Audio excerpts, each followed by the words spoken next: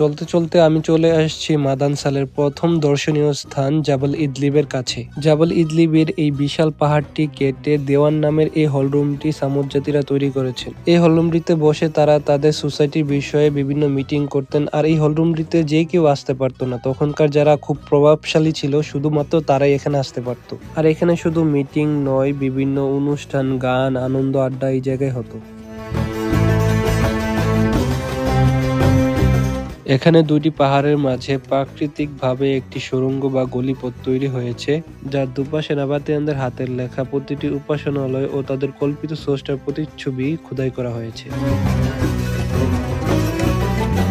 এটিও একটি উপাসনালয়। উপরের লেখাটি বিশ্লেষণ করে আমাদের গাইড বললেন, সে সময় সিরিয়া থেকে আসা এক ব্যক্তি তার মনোনীয় স্রষ্টা আয়রার উদ্দেশ্যে এই উপাসনালয়টি তৈরি করেন এবং উপরে লিখে রাখেন এখানে আসা যে কেউ এই উপাসনালয়ে প্রার্থনা করতে পারবে।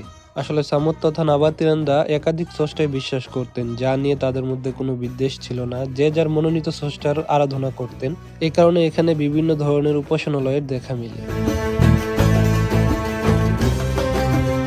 আর সামুদ তথা নাবাতিয়ানরা তারা ঈগলকেও তাদের স্রষ্টা হিসেবে মনে করতেন। তারা মনে করতেন তাদের স্রষ্টা ঈগলের মতো মহাশূন্য থেকে এই পৃথিবীতে নেমে আসতে পারেন, যে কারণে তাদের যে কোনো ভাস্কর্যে ঈগলকে প্রাধান্য দেওয়া হয়।